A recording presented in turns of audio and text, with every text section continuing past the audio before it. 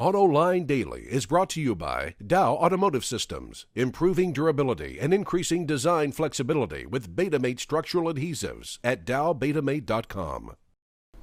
Here are today's top headlines. Japan considers rules that could start to break up Toyota's Keiretsu system. Audi says the hype over electric cars is way overblown. And Sergio Marchionni explains why the 500 can only be sold as a Fiat. Up next, we'll be back with the news behind the headlines.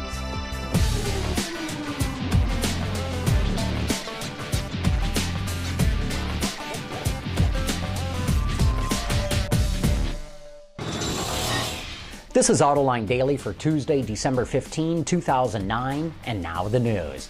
Japan's new government is looking at making big changes to protect minority shareholders. Bloomberg reports that a member of Japan's Democratic Party is proposing to force big corporations to sell off or buy up all the shares in subsidiaries that they hold.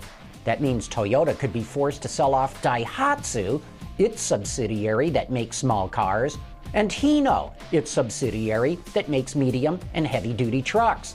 Or it could be forced to buy them all up. In Japan, the stock of the subsidiary companies consistently underperformed the stock of their parents, and Japan's Democratic Party says the system is unfair to shareholders in those subsidiaries. This could also start to affect Japan's Keiretsu system, where automakers own stock in their suppliers. And in a sign that they're truly starting to recover, Ford and General Motors will lift pay freezes for employees. Bloomberg reports that Ford will restore merit raises and will match 401k contributions up to 5% of base pay. GM already restored matches of 4% and will start merit raises in February. The automakers had imposed those freezes and cuts to preserve cash, and this is a sure indication that their cash crisis is over.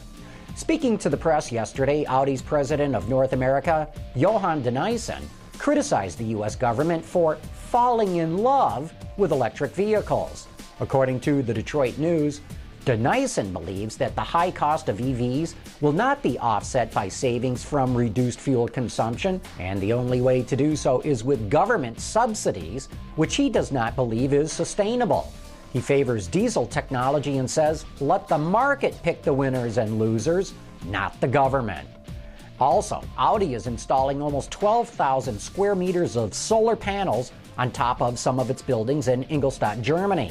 The photovoltaic cells will generate more than 1,000 megawatts of electricity a year, which is enough to power around 220 households with 4 people living in them. In other Audi news, the company is gearing up to reveal the production version of its subcompact A1 at the Geneva Motor Show next year. To generate buzz, it's released a few teaser videos. One of them features a street artist painting a mural of the car on a wall with spray paint. We'll have to wait and see how closely this matches the real thing. Speaking of auto shows, NAIAS is just around the corner. Manufacturers are gearing up to build excitement for the reveals. The other day, we reported that Toyota will have some big announcements about alternative fuel vehicles. And to whet our appetite, the company released 2 teaser shots of a new dedicated hybrid. It's hard to tell, but it sure looks like the IQ. Mercedes also spilled the beans on its new E-Class Cabriolet.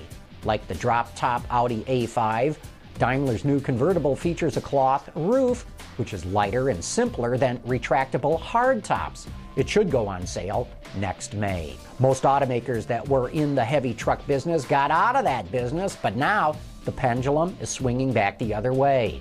Chrysler will be getting back into large trucks thanks to its partnership with Fiat. And now, according to Reuters, Volkswagen's looking to take full control of German truck maker MAN.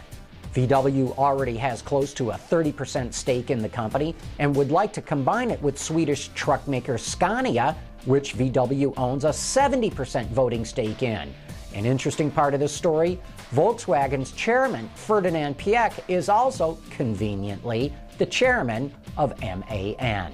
Coming up next, Sergio Marchionni explains why the Fiat 500 will be sold as a Fiat and why it could never be sold as anything else.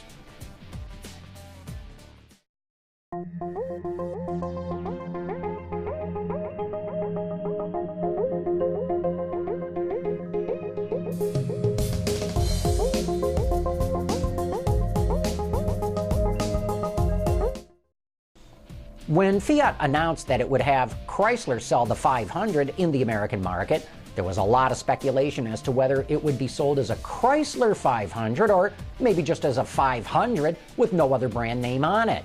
The thinking was that the Fiat name was poison in the American market, and besides, how could you sell a Fiat in a Chrysler dealership? But Sergio Marchionni, who now runs both Fiat and Chrysler, is known to have a laser-like focus on brands, and in the following clip, he explains why the 500 can only be sold under the Fiat brand. The 500 is an iconic Fiat. You know, we launched it on July the 4th, Independence. I made the decision intelligently to launch it on Independence Day, July the 4th, 2007 in turn. It was exactly 50 years on that day that the car was launched, and it will come to the U.S. as a Fiat. I mean, everybody knows the 500. I mean, I got letters, I got pictures of people here in the United States that brought them over. I'm still driving them. I mean, you know, there's not very many, but so the car will come here as a Fiat. It is Fiat DNA. You can't change it. It's like a Chrysler, right? A Chrysler is a Chrysler. I mean, there are things that Chrysler did that nobody else can do. We got to stop commoditizing the stuff. I mean, I grew up in Canada, right? And I still remember falling in love with cars when I was a kid, right? I mean, I used to walk by. I mean, there's pictures of people rushing to a car because they liked it. It was such unique stuff. We lost all this. Everything is turned out into a wholesale, right? You dump this for $2,000, $4,000, $3,000 off this. People don't want this. We've turned the product into absolutely anonymous creations of engineering and four tires. That's not a car. That's not what America was built on, and if we can help in bringing that back, it will be wonderful. If Marchionni can really get Chrysler to market the emotion of buying a car and not just try to offer the best price on a commodity, then Chrysler's future will look bright. And that is it for today's top news in the global automotive industry. Thanks for watching. We'll see you tomorrow.